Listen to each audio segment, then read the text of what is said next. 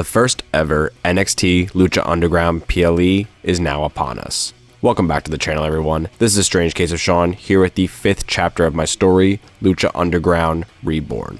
A story written by me, with some assistance from ChatGPT. This chapter will focus on marquee matches of the night, and I'll briefly discuss how we got to each match. But before we begin, be sure to check out the previous chapters, and if you enjoyed the video, please consider leaving a like and subscribing. I appreciate all support.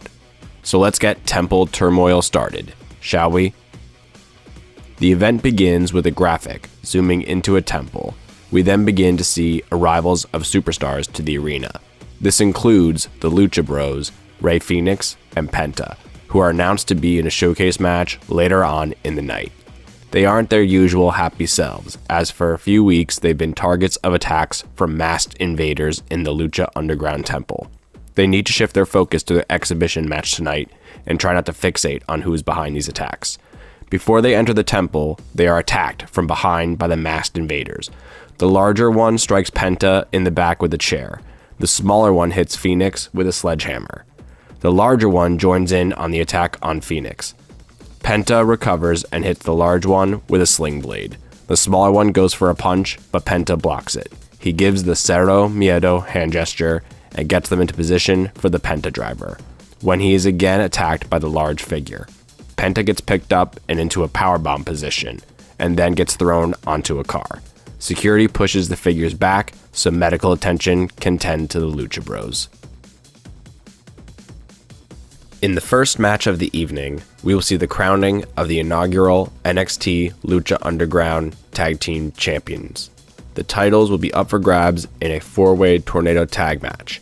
The first team out is the team of Mr. Iguana and La Parka, who are able to qualify even with an established champion team like Ethan Page and Chelsea Green, who will also be vying for the championships to add to their collection. The teams were a mismatched pairing for sure, as Page and Iguana bickered about fighting fairly. This didn't stop Page as he smashed Pagano from behind, sneakily with a foreign object, and was able to put him away with an ego's edge. The next team out is the team of Aerostar Black and Zelina Vega, who show no fear walking into the temple and in a match of such mayhem. They qualified along with the team of Finn Balor and Roxanne Perez of the Judgment Day, who were able to secure their spots along with Black and Vega by defeating the team of Sol Ruca and Zarya and the Lucha Bros, thanks to the assistance of the same masked figures that took out both Penta and Fenix in the beginning of the show. Who will become the inaugural NXT Lucha Underground Tag Team Champions? Well, that question gets answered in a moment. The last team to enter is Judgment Day. Balor makes his entrance alone without his comrades. Then the music of Roxanne Perez plays, but she doesn't make her entrance. The camera then cuts to a feed backstage to show Perez laid out backstage. Raquel Rodriguez, JD McDonough, and Carlito rush over to check on her, scrambling for answers. Then we see Liv Morgan stumble upon the scene. She speaks. "What the hell happened?" Roxanne winces in pain. Raquel responds, "We just found her." Carlito replies, "She needs to go to a medical center." JD responds, "But what about the title match? We have our own match and someone needs to go with Roxy." Liv pauses, then smirks. She blows past them and makes her way to the gorilla position. Liv Morgan then makes her entrance, seeming to have taken the place of Roxanne. Finn looks confused. Liv enters the ring and shouts at Finn that they need to focus. The bell rings and the match begins. The match begins cautiously, anticipating which team will be the first to make a move. Mr. Iguana parades around the ring with La Yesca, trying to break the tension. Black then walks up to Mr. Iguana. He then hits La Yesca with a black mass, sending him flying out of the ring. The crowd boos. Mr. Iguana is in shock and looks around at all the teams. He then gets hit with his own black mass. Mr. Iguana rolls out of the ring. The match erupts immediately with tornado rules, allowing the rest of the competitors to brawl all at once. La Parka and Aerostar Black square up center ring, trading heavy strikes and fast counters, while Liv Morgan and Zelina Vega go aerial on the outside. Ethan Page and Chelsea Green work the edges, picking moments to slide in and steal offense, targeting whoever is already weakened. After a bit of time, Mr. Iguana recovers and returns to action, ducking strikes and hitting a rolling senton on Liv Morgan, then posing with anger. Black returns to the ring and goads Mr. Iguana to attack him, but he's then blindsided by Ethan Page.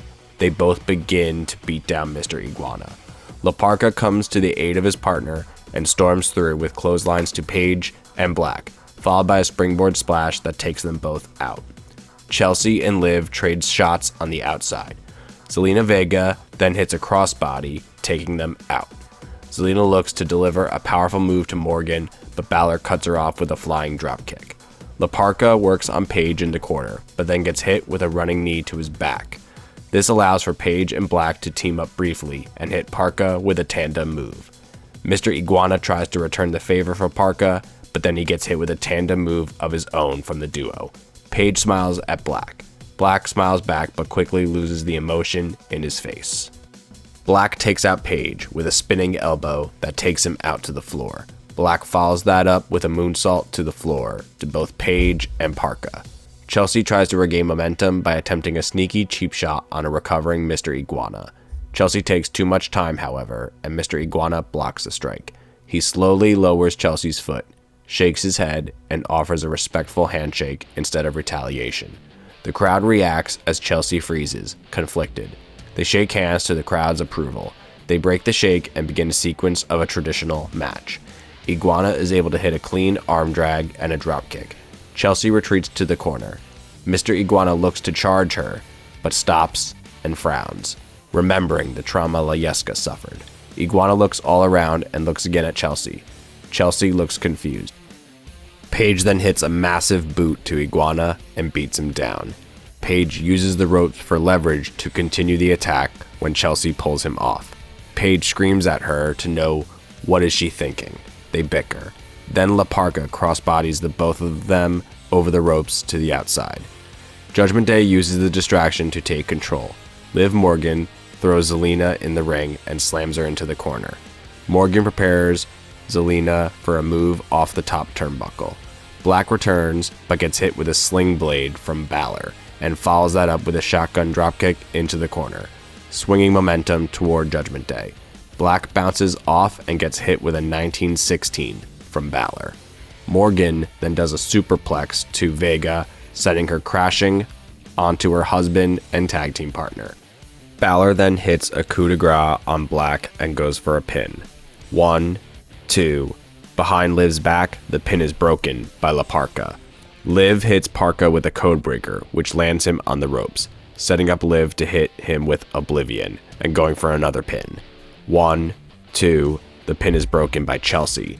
Chelsea grounds and pounds on Liv, but Balor pulls her off and into position for another 1916.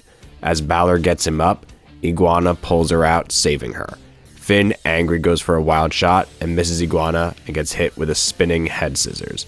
Iguana looks at Chelsea and gives her a thumbs up.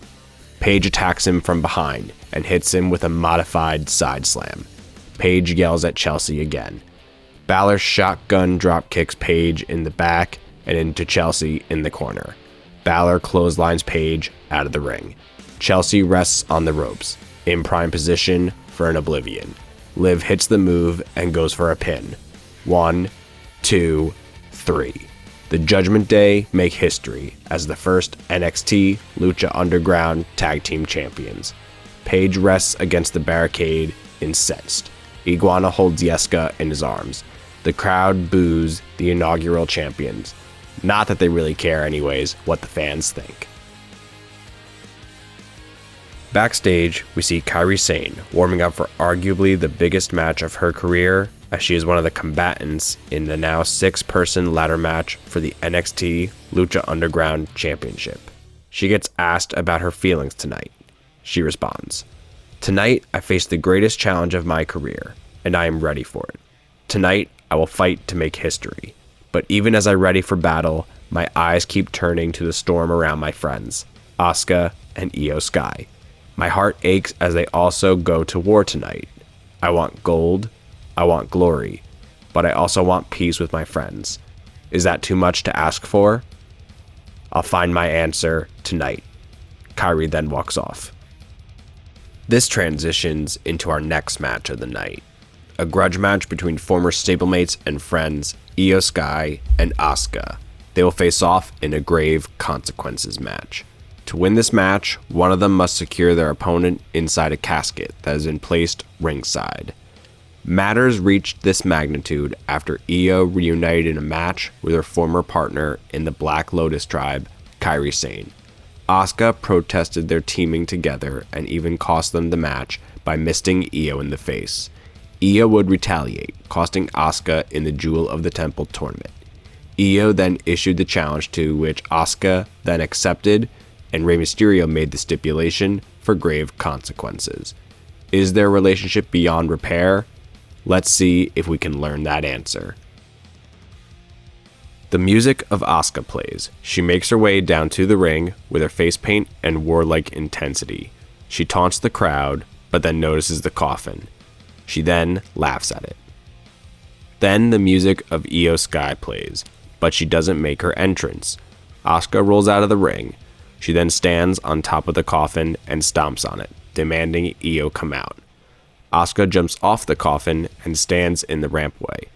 Then, behind Asuka's back, the coffin opens, and out pops Iyo Sky to the cheer of the crowd. She yells to Asuka, who turns around and gets splashed by her rival. The bell rings, and the match begins.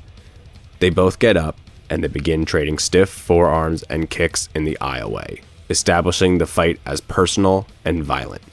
They return to the ring. Iyo uses her speed early, hitting a running dropkick and a quick snap Saito suplex, attempting to overwhelm Asuka.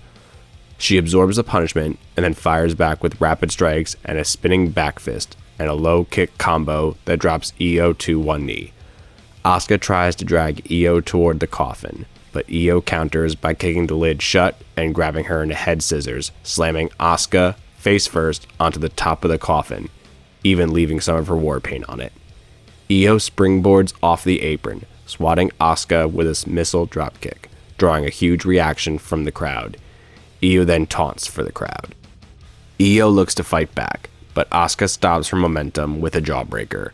She then plants her with a brutal powerbomb, followed by repeated hip attacks in the corner. Iyo rolls to the outside. Both women use the environment.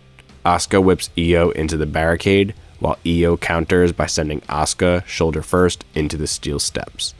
Iyo attempts to end things by rolling Asuka on top of the coffin and setting up for another high-risk dive, but Asuka rolls away at the last second, forcing Iyo to crash hard onto the lid. Iyo rolls off and falls to the floor. Asuka sees an opportunity and looks to drain Iyo more by locking in an aggressive arm trap submission.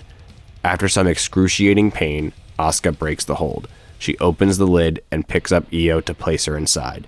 Iyo lands in the coffin and Asuka attempts to shut it, but Iyo fights back and gets the better of the Empress. Iyo escapes out of the coffin. Meanwhile, Asuka re-enters the ring, but has also brought in a chair. Iyo, battered but defiant, lands a surprise head kick. She rallies the crowd as she prepares to deliver the over-the-moonsault onto Asuka inside the ring. Asuka rises to her feet with chair in hand. Iyo jumps to deliver the moonsault and connects with the move, but receives recoil from sandwiching with the chair. Iyo crawls to the coffin and lifts the lid. She rises to her feet and struggles to lift Asuka, and exhaustion slows her down, allowing Asuka to fight back with repeated elbows. Asuka hits a spinning back fist, followed by a crushing reverse suplex onto the chair. Iyo tumbles into the open coffin.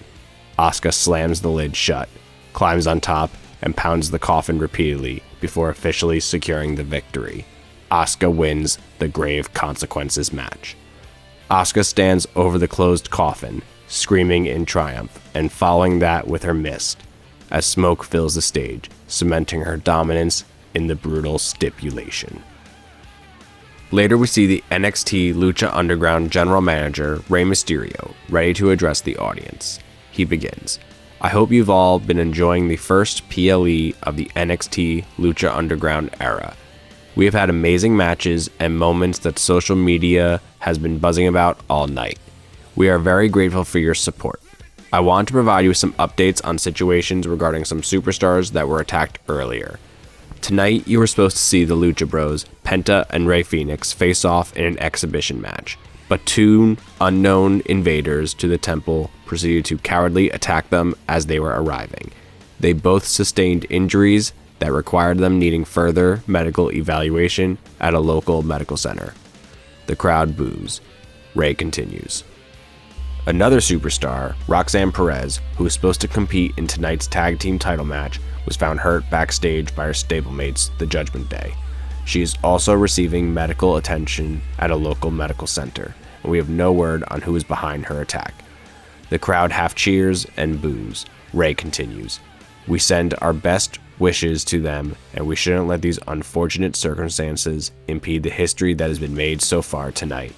I also want to congratulate all of our victors, and an early congratulations to the winner of our main event, who will be crowned the first NXT Lucha Underground champion. More history will be forged in the future. Tonight is just the beginning. You never know what you may come across in your travels. Enjoy the rest of the show. The crowd cheers. In the main event, we will witness the crowning of the first NXT Lucha Underground champion. This match has evolved in many ways since the announcement of the new championship. The Jewel of the Temple tournament was made in order to find contenders for the championship. The first three contenders won respective Fatal 4-Way matches to secure a spot in an announced triple threat final. These three contenders include the Dragon, Drago, the Pirate Princess Kairi Sane, and Hell's very own Mil Muertes. With the triple threat match set, champions felt looked over, including NXT champion Ricky Saints, NXT Women's champion JC Jane, and AAA Reina de Reinas champion Lady Flamer, who all voiced their displeasure of being left out. Mysterio would then make a deal with them, and that deal was that if those three could defeat the three who have already qualified in a 6-man tag match, that the match will turn into a 6-person match. The three champions would gain a victory after the masked invaders tried blocking them from winning, but failed. Mysterio would then even add greater stakes to the match by adding the stipulation of making it a ladder match. Who will gruel and climb their way through the pain to become the inaugural NXT Lucha Underground champion? Let us wait no more. The championship hangs high above the ring as multiple ladders surround ringside. The crowd buzzes as all 6 competitors stare up at the title, and the bell sounds. The match explodes immediately with bodies flying in every direction. Ricky Starks and JC Jane go to the outside to get ladders, while Drago, Lady Flamer, and Kairi Sane begin to team up on Muertes, but he fights them off. Kairi Sane does a springboard off the ropes and gets caught by Muertes, who then uses her as a weapon, slamming her into Drago. Lady Flamer then hits a feint kick to Muertes, causing him to roll to the outside. Muertes tries to shake off the hit, but then Drago wipes out Muertes with a dive over the ropes. Drago hypes up the crowd and then sets up a table outside. JC sets up a ladder and begins climbing, but is met by Ricky Saints, who jumps from his ladder to hers. They race to climb up the ladder, but then gets pushed over by Lady Flamer. Lady Flamer fixes the ladder and begins to climb, but is then met by a returning Drago. They battle at the top. Then Kairi springboards to the ladder, now with the three battling for the advantage to unhang the championship. Then Mil Muertes returns like a force of nature, dropkicking the ladder, causing mayhem to fill the ring. He throws Drago across the ring and powerbombs Lady Flamer onto a folded ladder, immediately shifting the tone of the match. Ricky Saints returns to the ring and shows his athleticism by springboarding off the ropes and flattening Muertes and Drago in a highlight moment. JC Jane sneaks in during the chaos and fixes a ladder to then race up it, but then Kairi Sane dropkicks the ladder. Kairi follows that with a brutal Meteora to Saints. She then begins climbing herself as the crowd builds excitement, but Muertes pulls her off, and as she falls, she connects with a crossbody to him, landing a critical hit to the behemoth. Suddenly, Asuka storms to ringside. She attacks JC Jane and Lady Flamer, seemingly clearing the path for Kairi. Asuka enters the ring and sets up the ladder for Kairi. Drago attempts to fight back the interference as Kairi then climbs up the ladder. Asuka then throws Drago into the ladder, knocking Kairi off and causing her to crash into the table on the outside. Asuka looks down at the carnage, but doesn't appear to show remorse. Her Kabuki warrior partner writhes in pain on the floor. Officials attempt to restore order and check on Kairi. Asuka exits the area. Drago takes advantage of the distraction, hitting a running boot on Lady Flamer and climbs up the ladder fast. Drago nearly unhooks the title, but Ricky Saints springboards onto the ladder and shoves him off, sending Drago crashing onto the rope. Ricky loses his balance as well and crashes on the ropes on the other side of the ring. JC re-enters with fire, smashing Lady Flamer with ladder shots and hitting a snap suplex onto a ladder. She then fixes the ladder Saints fell off of and begins the climb. Jane gets both her hands on the title when Lady Flamer climbs and strikes Jane with great force. They begin to trade blows in the precarious spot, but Mil Muertes rises again and body-checks the ladder, knocking them both off. He then spears JC. He follows that by grabbing Lady Flamer and chokeslamming her. Muertes then proceeds to climb the ladder and looks to unhook the championship. He is then met by Drago. They begin to trade blows. Drago gets the better of the exchange some way and gets both his hands on the championship when the lights go out. We hear more commotion in the ring. The lights then come back on and we see the two masked invaders that took out the Lucha Bros earlier in the evening. Muertes rests in the corner. The two figures begin to beat down Drago. Then we see Muertes erupt out of the corner. He spears the larger of the masked figures. Then the smaller figure looks to hit a code red on Muertes, but he catches them and flips them over. He then hits them with a spear. The figures roll out of the ring, taken out. Muertes throws Drago onto Lady Flamer outside of the ring. He then hits Jane with a flatline and then throws her onto Saints on the outside. Muertes slowly sets the ladder back into place and reaches the NXT Lucha Underground Championship and unhooks it for the victory. Muertes raises the championship in the air, creating an image of history, showing the first NXT Lucha Underground champion. Mil Muertes stands alone in the ring, surrounded by fallen bodies and ladders, holding the championship overhead as smoke and dark lighting fill the arena. We are then brought to a backstage video package. We see the masks of the invaders on a table. We only see the lower halves of their bodies. We hear them speak. "So that is a mission complete, right?" The other responds. "In a sense, yes, but this is only the beginning. See, people like to think monsters come from shadows or under beds, but they'll see they come from the burrow." The camera fades to black, ending the PLE. What else could these invaders have planned for the temple? What was Asuka thinking? And will anyone dare target Mil Muertes for his championship? We shall see in the next chapter. Thanks for watching, stay strange, stay awesome, and I'll see you in the next video.